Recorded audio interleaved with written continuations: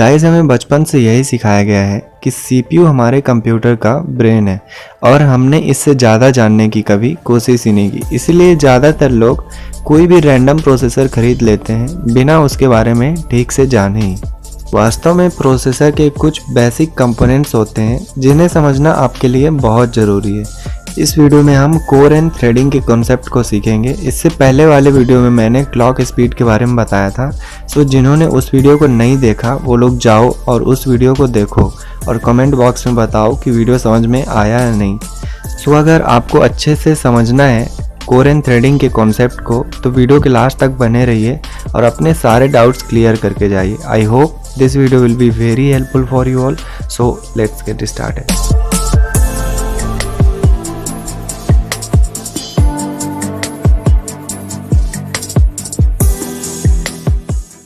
सबसे पहले हम प्रोसेसर के इंट्रोडक्शन को देखेंगे। प्रोसेसर को टेक्निकली सीपीयू कहा जाता है। जैसा कि 99% लोग जानते हैं, CPU stands for central processing unit. यह किसी भी कंप्यूटर का सेंट्रल कंपोनेंट होता है।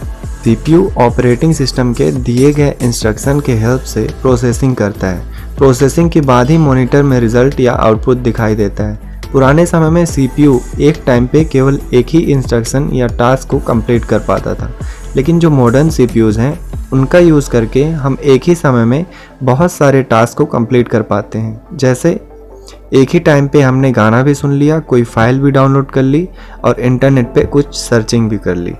अभी आप लोगों के मन में एक सवाल ज़रूर आ रहा होगा कि ऐसा होता क्यों है, हम एक ही टाइम पे मल्टीटास्किंग कैसे कर पा रहे हैं, या ऐसे कौन कौन से कंपोनेंट्स हैं प्रोसेसर के जिनकी मदद से हम मल्टीटास्किंग कर पा रहे हैं। इसे समझने के लिए हमें एक नज़र सीपीयू की हिस्ट्री पर भी डालनी चाहिए।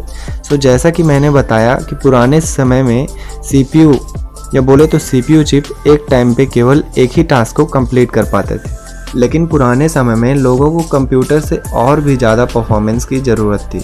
इसीलिए उन्होंने एक ही कंप्यूटर पे मल्टीपल सीपीयू चिप्स लगाने का सोचा। मतलब एक ही मदरबोर्ड पे मल्टीपल सॉकेट और मल्टीपल सीपीयू चिप्स को इंक्लूड करने का आइडिया उनके दिमाग में आया। यह मेथड सक्सेसफुल भी रहा, लेकिन इसमें भी कुछ डिसएडवांटेजेस थी।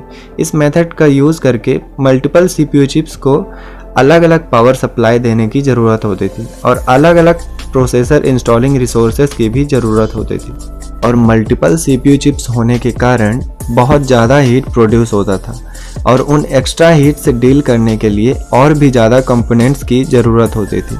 और इसी तरह हाइपर थ्रेडिंग और मल्टी कोर सीपीयू का कॉन्सेप्ट सामने आया। अलग अलग सीपीयू चिप्स को कनेक्ट करने का आइडिया प्रोसेसर के परफॉर्मेंस के लिए ठीक नहीं था।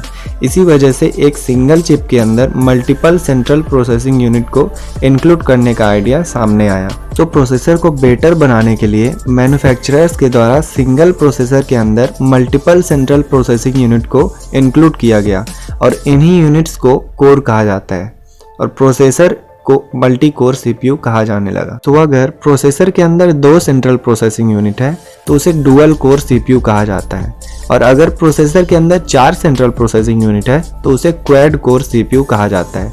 आई होप ये कोर तो आपको समझ में आ गया होगा। चलिए ये समझते हैं थ्रेड्स क्या होते हैं। जैसा कि मैंने बताया, सीपीयू कोर्स का यूज़ मल्टीटास्किंग के लिए किया जाता है। इन्हीं सीपीयू कोर्स की मल्टीटास्किंग को इन्हेंस करने के लिए यानी बढ़ाने के लिए थ्रेड्स का यूज़ किया जाता है। थ्रेड्स हमारे सीपीयू का वर्चुअल वर्जन या बोले तो एक ऐसा कोड होता है जो कि ऑपरेटिंग सिस्टम के स्टैंडर्ड पार्ट जिसे शेड्यूलर कहते हैं, इसी शेड्यूलर के द्वारा यह कोड मैनेज किया जाता है। यह कोड प्रोसेसर के फिजिकल कोर या बोले तो फिजिकल प्रोसेसिंग यूनिट के द्वारा एग्जीक्यूट होता है, और एग्जीक्यूट होने के बाद प्रोसेसर के यही physical core multiple virtual core में डिवाइड हो जाता है।